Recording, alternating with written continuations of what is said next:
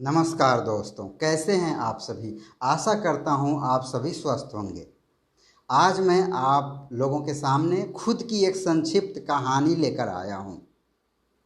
हो सकता है आप मेरे विचारों से सहमत नहीं होंगे, फिर भी मैं यह कहानी आपको सुनाता हूं। मेरी कहानी का शीर्षक है महात्मा गांधी और मैं। यह बात उन दिनों की है जब मैं क्लास 6 में था। घर वाले समझा बुझा कर स्कूल भेजते थे कि बाहर किसी से लड़ना मत। यदि कोई लड़ने आ भी जाए तो उसे इग्नोर करना। कई बार बेंच पर बैठने को लेकर भी स्कूल के लड़कों से झगड़े हो जाते थे, पर घर वालों की सीख याद आ जाती थी। खुद के साथ अन्याय होता देखकर भी चुप रह जाता था। घर वालों ने कड़वा घूंट पिलाकर रखा था कि अच्छे बच्चे किसी से लड़ते नहीं, अच्छे बच्चे लड़कियों से बात नहीं करते। पर यही चुप्पी कब मुझे दब्बू किस्म का इंसान बना डाला, पता ही नहीं चला। खैर, मैं क्लास 6 में था। एक दिन बेंच पर बैठने को लेकर दूसरे ग्रुप के लड़कों के साथ मेरा झगड़ा हो गया। सामने वाले लड़कों ने मेरा गला दबा दिया। सांस अटककर हलक में आ गई। ऐसा लगा अब तो मैं ऊपर ही चला जाऊंगा, पर मेरे ग्रुप के लड़कों ने बीच बचाव करके झगड़ा छुड़वा दिया। पर गांधी जी का श्लोक याद आ गया, अहिंसा परमो धर्म, यानी अहिंसा ही सबसे बड़ा धर्म है। पर उस बंदे ने तो मेरा एक ही गला दबाया था। कहने से दूसरा गला आगे बढ़ा देता कि यह भी दबा दो। ऐसा करके मैं शायद जिंदगी को चैलेंज दे रहा था। मुझे पता है गला एक ही होता है। उसने मेरा गला दबाया था और बीच बचाव करके दूसरे लड़कों ने छुड़वा दिया था। लेकिन यदि मैं दोबारा से अपना गला उससे ऑफर करता तो शायद वह मेरा गला दबाकर अभी तक भगवान को प्यारा कर चुका होता।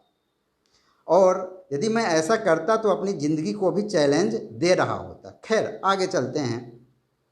आज वह लड़का भी मेरे इस वीडियो को YouTube पर देख रहा होगा। नहीं जानता उसकी क्या प्रतिक्रिया होगी, पर हाँ, गांधी जी के सिद्धांतों से मेरा भरोसा 10 साल की उम्र में ही उठ चुका था। अहिंसा किसी समस्या का समाधान नहीं है। तुम्हें लड़ना होगा यदि तुम्हें स्वाभिमान के साथ जीना है तो। और यदि तुम लड़ोगे नहीं तो तुम्हें दब्बू करार दिया जाएगा और सारे लोग तुम्हें दबाते रहेंगे। पर मैंने आज तक इस घटना का जिक्र खुद के घर वालों के साथ कभी नहीं किया। सोचता हूँ खुद के माँ बाप को इस उम्र में बुढ़ापे में कहाँ से हिंसा का पाठ पढ़ाऊँ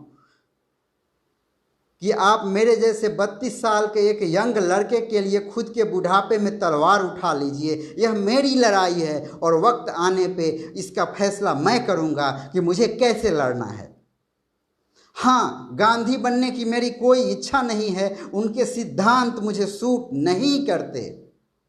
लोग कहते हैं और इतिहास की किताबों में पढ़ाया जाता है कि गांधी जी ने तो सिर्फ चरखे से आज़ादी दिला दी थी। पर आज एहसास होता है कि यह सब झूठ था। चरखे से आज़ादी नहीं मिली थी और ना ही मिलने वाली थी। आपके वर्क प्लेस पे ऐसा कई बार होता है ना, मेहनत कोई और बंदा करता। आपके वर्क प्लेस पे कई बार ऐसा होता है ना कि मेहनत पूरी टीम करती है, मेहनत कोई दूसरा बंदा करता है और क्रेडिट कोई और बंदा उठा कर ले जाता है, जो खुद चापलूस और टेढ़े किस्म का इंसान होता है। गांधी जी ने भी यही किया। दूसरे लोगों की मेहनत का क्रेडिट खुद ले लिया। खुद को जीते जी अनौपचारिक रूप से राष्ट्र का पिता होने का दर्जा दिलवा दिया। आज भी कई बार रोड पर चलते वक्त किसी से मेरा झगड़ा हो जाता है तो आप सोचते होंगे कि मैं आज भी वही दब्बू किस्म का इंसान हूँ। शायद उसके एक थप्पड़ मारने पे मैं अपना दूसरा गाल आगे बढ़ा देता होऊंगा, पर ऐसा बिल्कुल भी नहीं है। वक्त की नज़ाकत को समझते हुए मैंने खुद को बदल डाला। अब मैं वह दब्बू किस्म का इंसान नहीं रहा। यदि यह जिंदगी जीनी है तो स्वाभिमान के साथ जियो, नहीं तो लोग तुम्हें दब्बू किस्म का समझकर दबाते ही रहेंगे। चाहे वह कोई महिला ही क्यों नहीं हो, स्त्री ही क्यों नहीं हो, लड़की ही क्यों नहीं हो। यदि तुम्हारे साथ कुछ गलत हो रहा है तो उसी वक्त विरोध करो। यदि कोई महिला तुम्हें एक थप्पड़ बेवजह मारती है, तुम पलट के उसे 2 थप्पड़ मार दो यार, देखा जाएगा बाद में जो होगा। हमारे शास्त्रों में महिलाओं के ऊपर हाथ उठाना पाप माना गया है, पर आजकल की शहर की महिलाएं और लड़कियां लड़कों से ज़्यादा बिगड़ैल होती हैं। उन पर हाथ उठाने से पाप नहीं लगता। वक्त के साथ नीति शास्त्र भी बदल जाते हैं। कलयुग का भी नए रूप में पदार्पण हो चुका है। मुझे आज तक समझ ही नहीं आया कि 2 अक्टूबर को सिर्फ गांधी जयंती ही क्यों मनाते हैं। लाल बहादुर शास्त्री जी की जयंती को हम लोग क्यों भूल जाते हैं। शायद हमें इतिहास में यह पढ़ाया ही नहीं गया कि 2 अक्टूबर को लाल बहादुर शास्त्री की भी जयंती है। आज़ादी के लिए इतने सारे लोगों ने बलिदान दिया। भगत सिंह, अशफाक उल्ला खान को हमने विद्रोही करार दिया। वीर सावरकर को हमने माफी वीर घोषित कर दिया और सारा क्रेडिट गांधी और नेहरू परिवार ले गया। हर जमाने में क्रेडिट हथियाने वालों की होड़ लगी होती है। क्यों हमें हमेशा सिलेक्टिव इतिहास ही पढ़ाया गया। अकबर महान था तो महाराणा प्रताप दर दर की ठोकरें खाने को मजबूर थे। हिंदू राजाओं के यहाँ कोई विद्वान ही पैदा नहीं हुआ था, वह तो अकबर महान के यहाँ एक बीरबल नाम के हिंदू ज्ञानी पैदा हो गए थे। नहीं पढ़ना मुझे ऐसा सिलेक्टिव इतिहास। नफरत है मुझे ऐसे इतिहास से जहां प्रभु श्री राम को खुद के जन्म स्थली के लिए भी कोर्ट में केस लड़ना पड़ा और सालों तक तंबू में रहना पड़ा। मुझे यह कहते हुए दुख होता है कि गांधी जी इतने बड़े चापलूस थे कि अंग्रेज उनके लिए एम्बेसडर कारें, ट्रेनें व जेल में विशेष इंतजाम करते थे। जवाहरलाल नेहरू जी की इतनी अच्छी दोस्ती थी अंग्रेजों के साथ कि लॉर्ड माउंटबेटन की बीबी जब सीढ़ियों से उतर रही होती थी, गिरने को होती थी, तो नेहरू जी उनका हाथ और कमर थाम लेते थे ताकि वे गिरे नहीं। सुना तो मैंने ये भी है, पढ़ा तो हमने ये भी है कि उनके और लॉर्ड माउंटबेटन की बीबी के बीच ऐसा कुछ था, पर क्या था मैं नहीं जानता। पर खुद की बीवी होते हुए भी दूसरे की बीवी पे चांस मारना बदसलूकी और निहायत बदचलन किस्म की हरकतें कहलाती हैं। जब मैं 10th पास कर चुका था तो यह समझ ही नहीं आता था कि गांधी जी ब्रह्मचर्य का प्रयोग क्यों करते थे। क्यों 28 साल से कम उम्र की लड़कियों की जिंदगी सेक्स और कौमार्य के नाम पे खराब करते थे। खुद की बीवी होते हुए भी क्यों दूसरे की बहन बेटियों के साथ खिलवाड़ करते थे। नहीं, मेरा दिल नहीं कहता ऐसे आदमी को राष्ट्रपिता और बापू कहने को।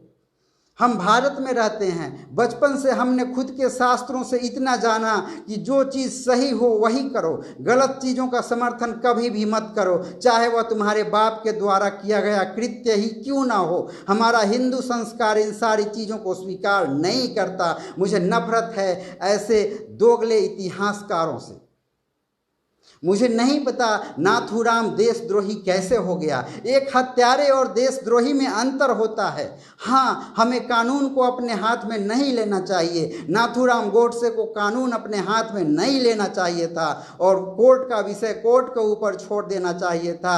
फिर भी मैं नाथूराम गोडसे को हत्यारा मानता हूँ, पर उसे देशद्रोही तो बिल्कुल नहीं मानता।